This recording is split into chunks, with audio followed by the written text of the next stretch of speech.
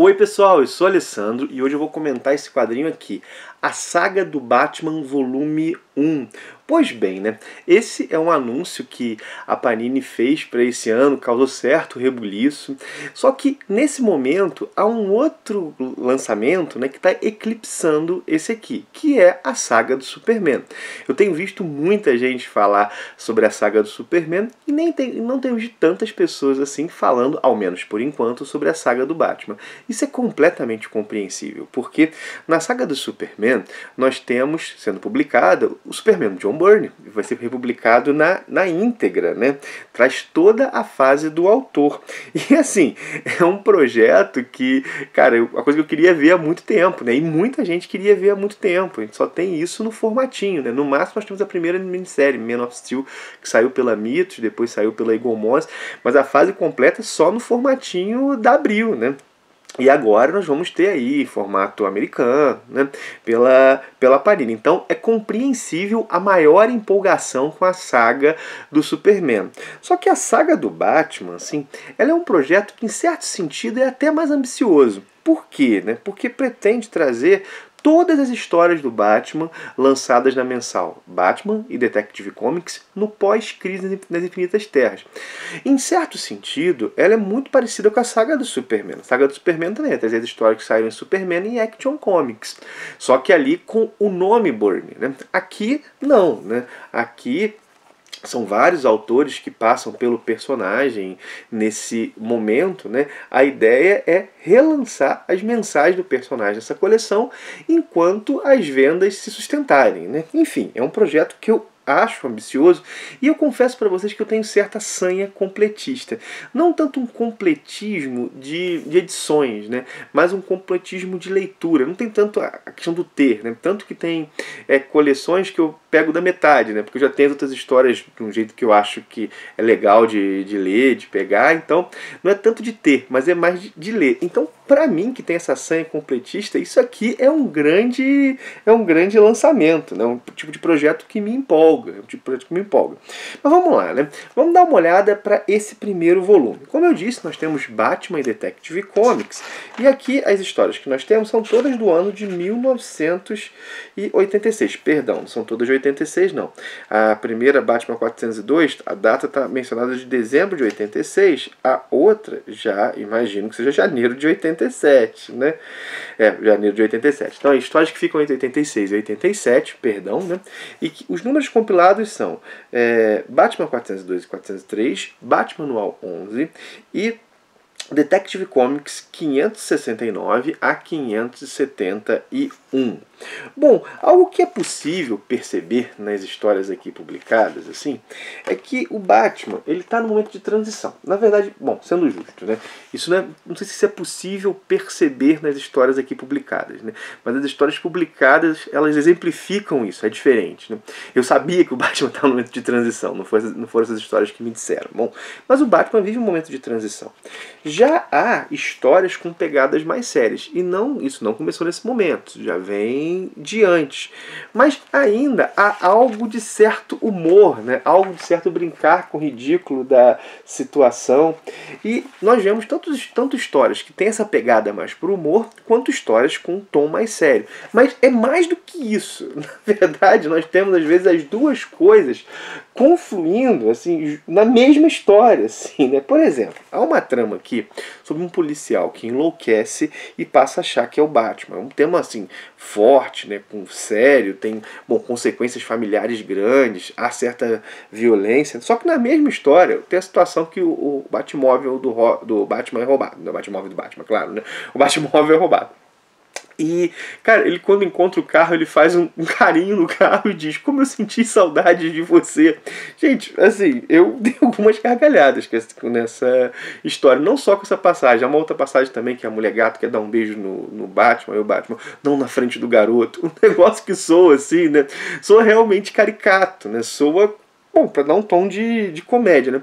Assim, esse tom de comédia, claro que ele é amplificado por tudo que a gente leu depois, né? Então a gente olha para isso e soa mais engraçado. Mas há essa tensão aqui nas histórias. Vale dizer que, diferente do Superman, da Mulher Maravilha, esses personagens que tiveram suas cronologias zeradas com a Crise das Infinitas Terras, o Batman não teve, né? As histórias do Batman continuam valendo. Ele segue um pouco a toada que ele já tinha.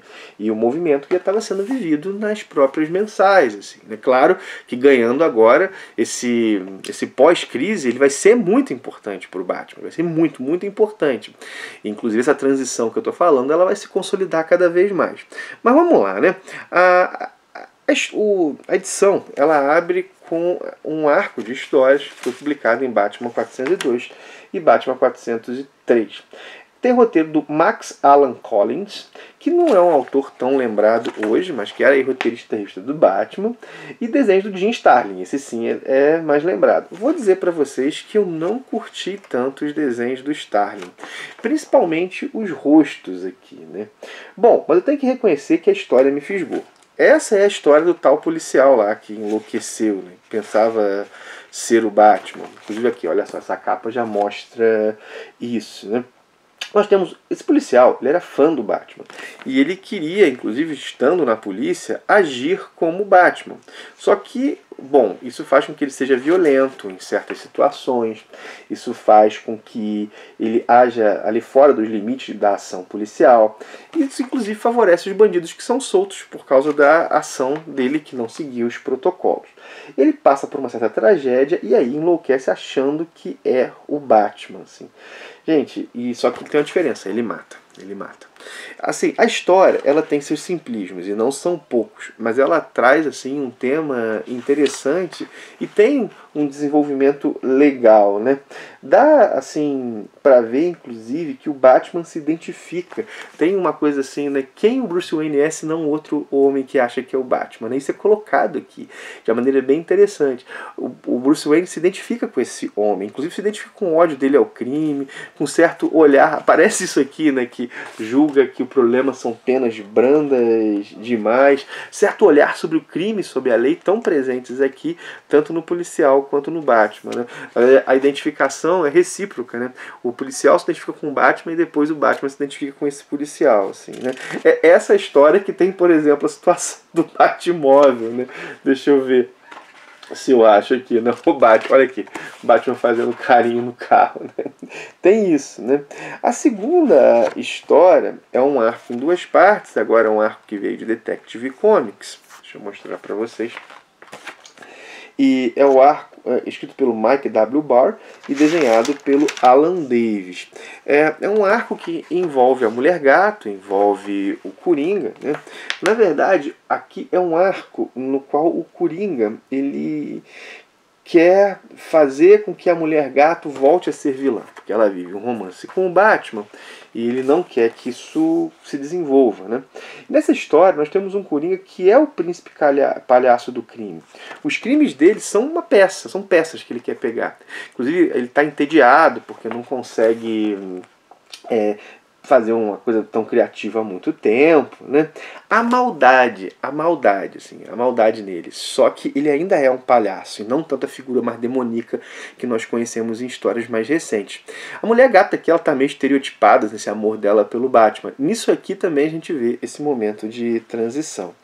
Bom, a terceira história é um one shot, deixa eu pegar para vocês, focado no espantalho.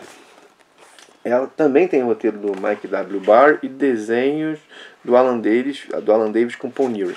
Olha só, nessa história nós vemos qual é a arma do espantalho, né? A arma do espantalho é o medo, só que aqui ele vai fazer uma inversão. Ele vai tirar o medo das pessoas, né? E isso coloca as pessoas muito em risco, né? Inclusive ele chantageia, tá correto falar assim, bom, ele faz chantagem com as pessoas. Bom, se as pessoas não pagarem, ele não devolve o medo. Então, e aqui há um sequestro do Jason Todd e o desespero do Batman em relação a isso, né? E a gente fica pensando que tempos depois vão ter a morte de Jason Todd. Aqui é uma possibilidade disso acontecer. E a relação do Batman é uma relação muito doida com Jason Todd. Vocês vão ver, né? Tem situações até caricatas, mas é uma relação paterna, assim, né? Então essa essa história explora isso, né? Por último, nós temos o anual. O anual tem duas histórias. A primeira das histórias é focada no Cara de Barro e a segunda história é focada no Pinguim, né? A primeira, essa história do Cara de Barro, que é Barro Mortal, é uma história escrita pelo Alan Moore e que tem roteiro do desenhos do George Freeman, roteiro do Alan Moore, desenho do George Freeman. Essa história é a mais séria da edição e, ao meu ver, também a melhor da edição. Assim, né? O Cara de Barro, a história trabalha ele desenvolvendo uma relação com uma manequim. Ele se apaixona, né, e cria toda uma relação na cabeça dele com a manequim de loja. Né? Ele passa a viver escondido no shopping e a parte da relação com essa boneca. Né, cara? É essa que é a história. Assim. E, gente, ele tem toda uma vida fantasiada em relação a essa. E a gente vê a história a partir do olhar dele também. A gente vê essa loucura e esse contraste com a realidade. É uma história bem escrita pelo Alan Moore. Assim, não é um dos grandes ápices da carreira do Alan Moore, mas é uma história bem legal e que já destoa em relação às outras que estão aqui. A última história é essa aqui, O Pássaro do Amor. É uma história mais bobinha, focada no Pinguim, né? Focada no Pinguim. E é uma história na qual a gente vê o que o amor faz com um vilão, né? Como é que um amor pode redimir um vilão, né? Bom, o seguinte, né? Recentemente, ao comentar um encadernado do Homem-Aranha, do Marvel Vintage, né? Homem-Aranha, A Volta do Sexteto Sinistro, eu elogiei os quadrinhos comuns do Homem-Aranha. É isso que nós temos aqui. Os quadrinhos comuns do Batman na época. Ele está saindo na mensal. E assim, histórias que não se pretendem marcos, talvez, na trajetória do personagem. Só que com essa republicação a gente vai ter contato exatamente com isso, né? Com esses quadrinhos comuns do Batman. E a gente percebe o chamado espírito do tempo. Né? De como é que o personagem era realmente pensado. Né? É isso, né? A gente acaba percebendo mais o status quo do personagem nas suas histórias corriqueiras, não nos seus ápices. Né? Os seus ápices acabam sendo, às vezes, pontos de ruptura ou releituras. Mas aqui nós temos esse chão a chão do Batman, assim, né? E num momento importante para o Batman, e para DC em geral, que é esse pós-crise, né? Um momento muito importante para DC, assim. E é nesse perceber o chão a chão que a gente percebe, acaba tendo uma noção melhor dos ápices. Cara, às vezes a gente lê só os ápices, né, quando sai hoje em dia, assim. Só lê os ápices e a gente, isso é bom, né? Mas quando a gente compara com o que estava acontecendo, a gente percebe, às vezes, o caráter inovador. Só isso já me faz ficar muito empolgado em ler isso aqui. E, bom, além disso, eu curto essa coisa de acompanhar o chão a chão do personagem, né? Os quadrinhos comuns do personagem, ainda mais numa fase como essa. Né? Essa coleção vai republicar algumas coisas que a Panini já republicou, e em coleções diversas, né? E não necessariamente em ordem cronológica, só que aqui vai estar tudo arrumadinho e em ordem. Assim. Bom, como eu falei, né? É um projeto que me empolga. Vou dizer uma coisa que eu acho que faltou aqui. Né? Acho que faltou um prefáciozinho, né? Um prefáciozinho para a edição brasileira, talvez feito pelo editor que toca isso aqui. Acho que faltou esse prefácio, né? Explicando a proposta da coleção, explicando o momento que o Batman está vivendo aqui. Na do Superman, que logo logo vai ser comentado aqui, tem um prefácio pelo próprio Byrne, né? Isso ajuda muito, né? Eu acho que aqui também pedia muito um prefácio. Mas assim, é algo que acrescentaria ao quadrinho, né? Acrescentaria, situaria o leitor às vezes um pouco desavisado do que é esse momento, né? Inclusive já me perguntaram, essa saga do Batman, o que ela está trabalhando, né? Bom, expliquei, né? O prefácio aqui ajudaria muito nisso, né? Bom, mas assim, as histórias são bem bacanas, eu vou seguir, logo espero sair o 2 comentar aqui com vocês. É isso, minha gente, eu vou parando então, espero ter gostado do vídeo, pedir para você curtir, compartilhar, comentar. Lembrar do link da Amazon, está na descrição desse vídeo. Caso você vá fazer uma compra nessa loja, se você usar esse link, você ajuda demais o canal. Saga do Batman estava esgotado na Amazon, volume 1. Mas se tiver, o que tiver, eu vou deixar o link aí também, né? Link tanto geral, quanto o link para a Saga do Batman, né? Usando o link, qualquer compra que você faça realmente ajuda o canal. Também tem o cupom da loja da editora Novo Século, que está também aí na descrição, Mini HQ, o link da loja também tá. Caso você vá fazer uma compra nessa loja Novo Século, também ajuda o canal. Também ajuda o canal. Você ganha 30% de desconto, também ajuda o canal. Enfim, minha gente, é isso. Vou parando então por aqui. Valeu por ter assistido, um abração e até o próximo vídeo.